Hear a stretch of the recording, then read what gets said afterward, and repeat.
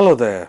My name is Dr. Salim Javed. I am an associate professor at the Department of Journalism and Mass Communication at Linga's Lalita Devi Institute of Management and Sciences. We have been talking about different story formats, and in this video we are going to talk about Michael Hog's 6-stage plot structure.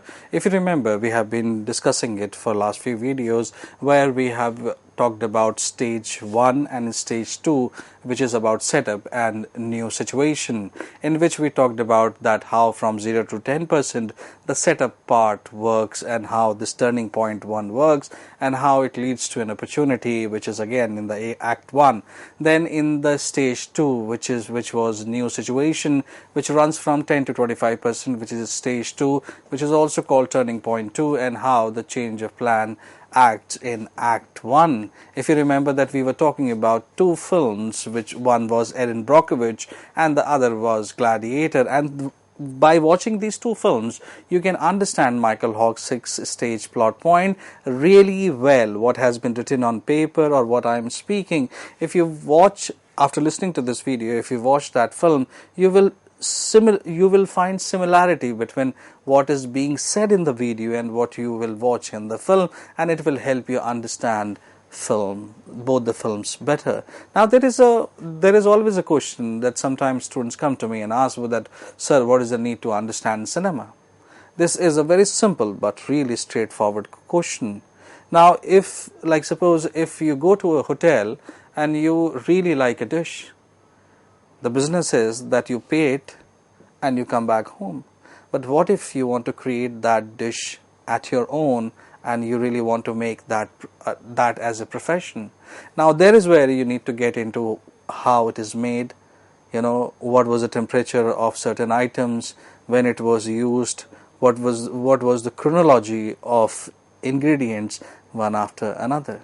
Now cinema is for enjoyment. If I say it is for everyone, but those who want to opt it as a profession, then they must understand what goes before and after, what is the sequence, how it works, why it does not work. So for all that, understanding cinema really becomes important. Now if you remember, in stage 1 we talked about that how Erin Brockovich is financially disadvantaged, unemployed, single mother, and she meets an accident. In film Gladiator, we talked about that there is a journal called Maximus, and who is highly esteemed and well revered journal of Rome, and the film opens in a battle, and you see that he is leading his army and achieving victory. Now that was basically what we said, it was part of setup. Now if you talk about in terms of turning points, then there is a scene where by the end of setup part, Erin Brockovich gets an employment with Ed Mesery, whereas in Gladiator, Maximus is presented with an proposition by Emperor Marcus Aurelius, whereby he expresses his desire to return to his place of origin. Now what we talked about in stage 2, that in Erin Brockovich, she starts working with Ed Mesery law firm. She gets into a case related to Hinckley, California, which involves PG&E. She goes and investigate, and by the end of this particular scene, she is terminated from her services. Whereas in film Gladiator, the ailing entrust, the emperor entrusts Maximus with a significant responsibility that he should take care of Empire Rome, whereas he is also aware of the planning that his son Commodus is doing, and this is how during the subsequent 50% of the narrative, the protagonist will respond to the novel circumstances that has arisen due to presented opportunities, and what will be the turning point of this particular thing. Now in Erin Brockovich scene, Erin Brockovich is rehired to provide assessment in securing a legal victory against P&G. And in the Gladiator film, the protagonist Maximus, upon discovering the heinous act of patricide committed by Commodus, makes a solemn commitment to thwart the new emperor's ascension and fulfill Marcus Aurelius' desire. Now all these things, when I am summing it up, That's the only reason that I, sum it up in hardly 5 minutes. The reason is that an entire video, the previous video, is dedicated for this 25% of the, structure.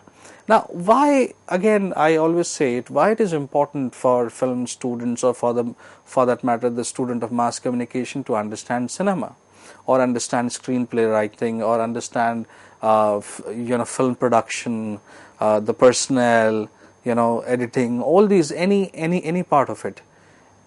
We are in the business, like all the students of mass communication are in the business of creation of what? Audio and visual products. Everybody has got a different style. Like films, again, an audiovisual product will have its own grammar to do it. Animation will have its own grammar to do it. Television, like reporting, will have its own grammar to do it. Obviously, they borrow from each other like anything. But whichever stream the student of mass communication opts for, unless or until he or she does not understand it thoroughly, market is not for him or her. That's why it becomes essential for all the students of mass communication to understand each topic in depth, so that any alteration or any development in that particular area will not make you out of job. Now, like, let's take in terms of screenplay writing, which I have been discussing about. Now, if someone says that AI will replace a screenplay writer, there are some experiments which I am aware of, and like people have been doing this experiment for last 2-3 years now. But the kind of complexity, especially the cognitive complexity it requires, till now it has not been achieved. But it does not mean that it will never be achieved. So when I say, like, suppose if I say, in order to establish a more structured narrative framework, a pivotal scene must occur to the protagonist in the 25% mark of the script. Now, what does it mean? It's simply a line. It can be produced by AI. That's not a problem. So because structure has got a pattern, and the moment you have a pattern, there is an algorithm related to that, and the moment there is an algorithm related to that, it means it can be cracked. Now, let's take one hypothetical example, that in order to establish a more structured narrative framework, a pivotal event must occur to the protagonist at least at 25% mark of the screenplay. Now, if I've said it, what does it mean now? A line like this is easy to produce, but when you mold this specific line into writing, something like, this event should serve as a catalyst. Now, let's also understand that this event should act as a catalyst. It's a very simple line, can be written, but when you actually translate this, only hardly 4-5 words, this event should serve as a catalyst. Now, seven words. But the moment you try to translate these 7 words into a scene, then it becomes really, really important. Like, suppose for a boxer, catalyst will be of a different nature. For a sprinter, catalyst will be of a very different nature. For an engineer, catalyst will be of a different nature. For a doctor, a catalyst will be of a very different nature. Like, suppose, but there can be common catalyst also, like search for love. This can be very, common sort of a catalyst, which you can give it to anyone, doesn't matter even if he is a rocket scientist. But there are very specific catalysts, like somebody is short-heighted, somebody is not 6'6" in terms of oculus, somebody is not well featured in terms of physique, and he wants to be an astronaut. Now, what can be a catalyst for an individual like this? Obviously, the obvious catalyst is that he is being rejected by the space agency. If you are making this particular film in Hollywood, then it becomes NASA, and if you are making it in India, obviously that becomes ISRO. Now, the moment you characterize, characterization, that as we know it, and before we write a screenplay, many of us try to write the we characterize our individual character also. Now, suppose if there is a beautiful character of Gudda, which was written by one of my friends, and the Gudda is basically in Delhi the biggest or the most strong kite, is called Gudda. And if you are calling somebody a Gudda, then what sort of a feature, what sort of characteristics that character must have, the writer should be aware of that. So that is what I said, that you pick up one line and you start talking about that the event should serve as a catalyst, when I'm talking about the new situation part. Now, catalyst does not come, if you remember, yes, I just really wanted to talk about that when I was talking about the believability element of screenplay writing, how you become believability as an element in terms of writing. I said that Kalki will work if the atmosphere created for the film is very close to believable, storyline, or the believability element of the story is really high. And I said the same thing about Ganpat also, where I said that you create any world, it's not a problem. As a film industry, we have got money, we have got resources, we have got talent, we have got technology, we have got a huge market. There is a linear way of releasing a film, and now there is a non-linear way of releasing the film also. So whatever we want to experiment, we can do that. But if you miss the believability element in terms of writing, as I said, the event should serve as a catalyst. Like suppose if you take an example of Ganpat, even if there is a catalyst because of which the protagonist move from one world to another world, if that is not believable, or like what is believable, there are two ways in when we talk about believability in terms of writing. One that everybody knows, which is called cliche, that most of the writers, I don't know why they should do away with that, but they tend to opt for it. And there is always unexplored way, which becomes out of the box way to create the believability. Like suppose if I give you an example of believability, when you see Mughal-e-Azam for that matter, so there is a believability, you believe, that this must have been like this.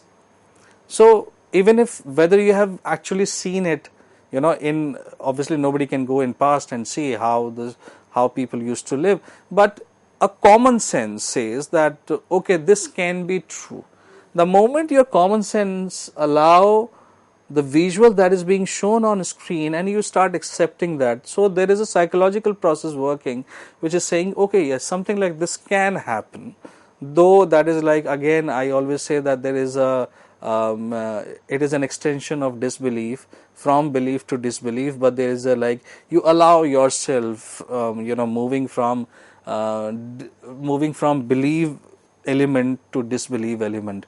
So you have that sort of an authenticity, that when you put hard work into it, it always works. Look, a future, like suppose if you are making a futuristic film, like in Ganpat they have tried, and in Kalki also they are trying. So there is no problem. Audience is absolutely ready to watch these sort of films, and there is a huge market for it. But how honestly, like suppose if I'm sitting here right now in front of you in a studio, and suddenly I start,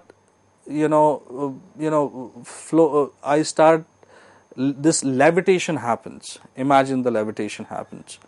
Now that will be absolutely out of place element happening.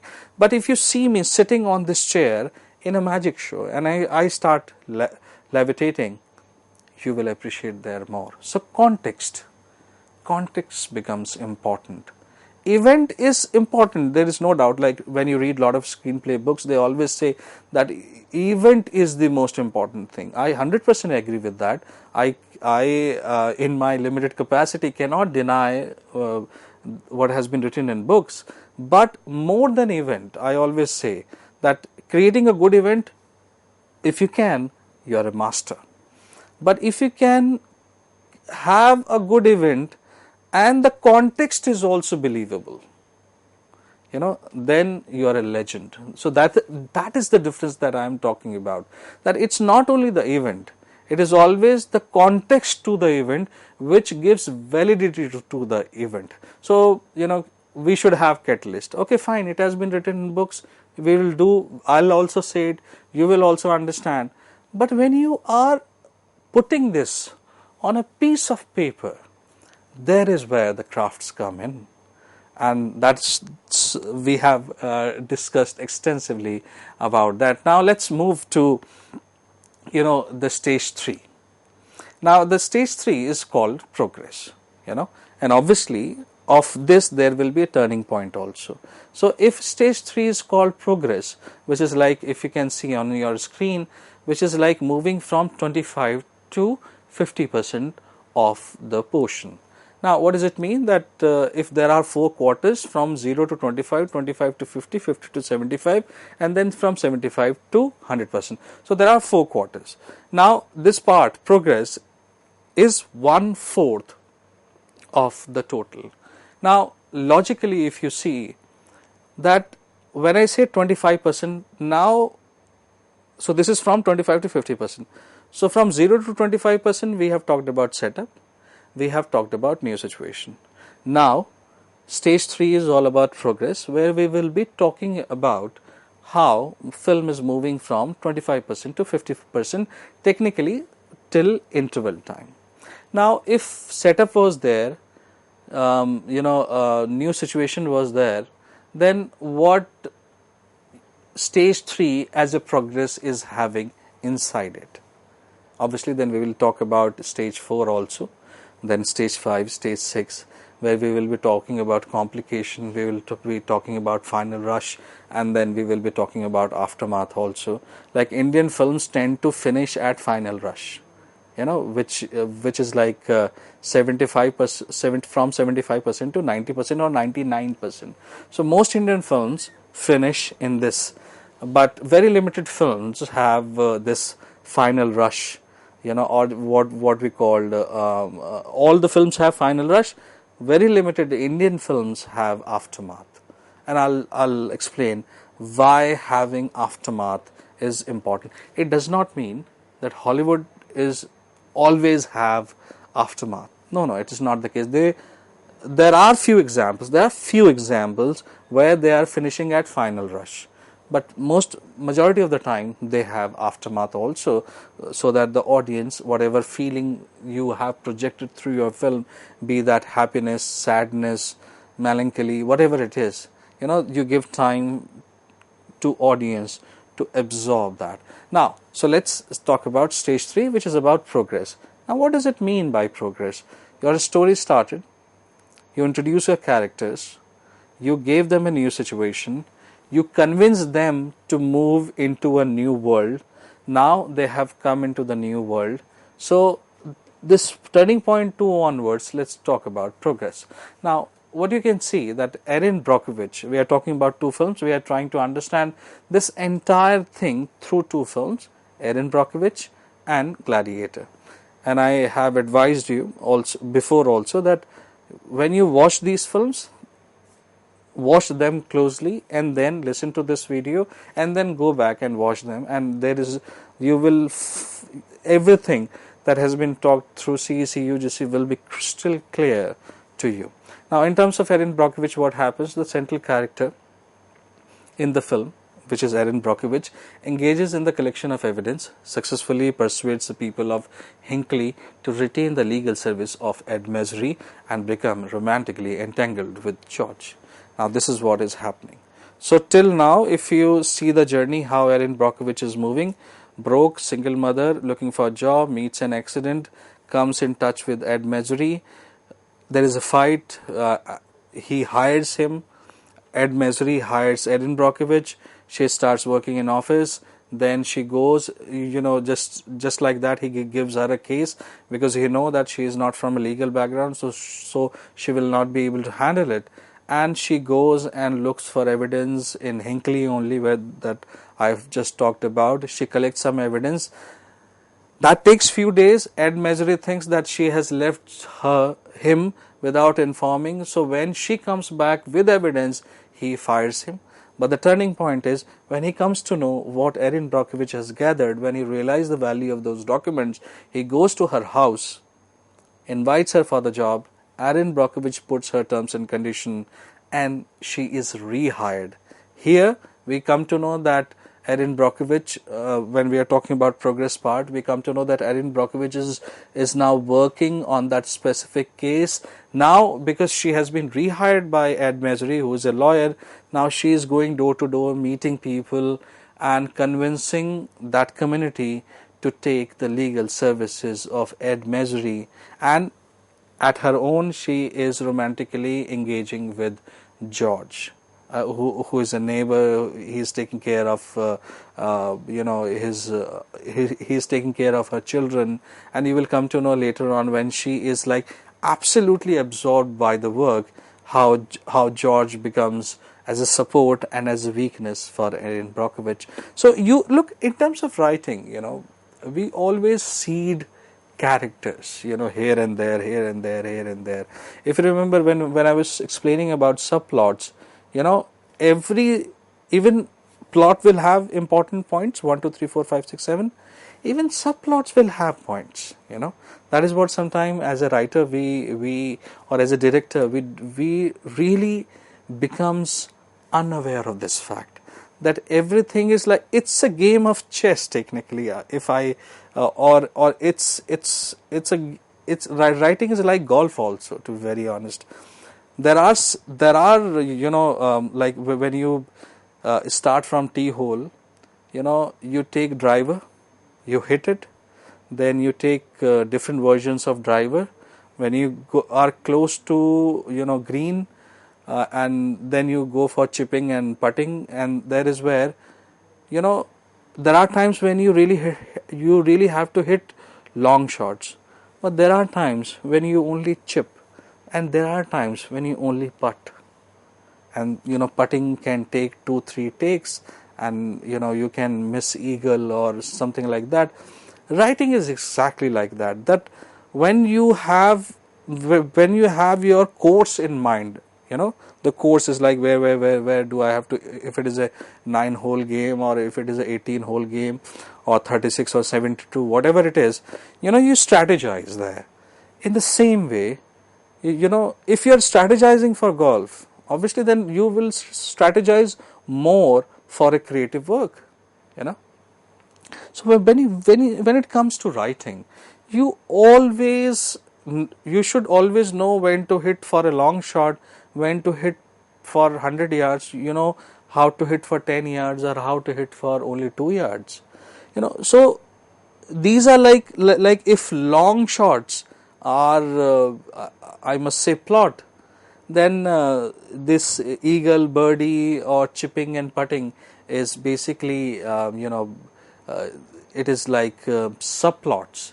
And trust me, as like in golf, doesn't matter how brilliantly you hit, you can hit like 300 yards in with driver, or you can hit, sometime people hit 400 yards, exceptionally they hit 400 yards or 450 yards, but one shot is not the guarantee that you have put your ball in a hole.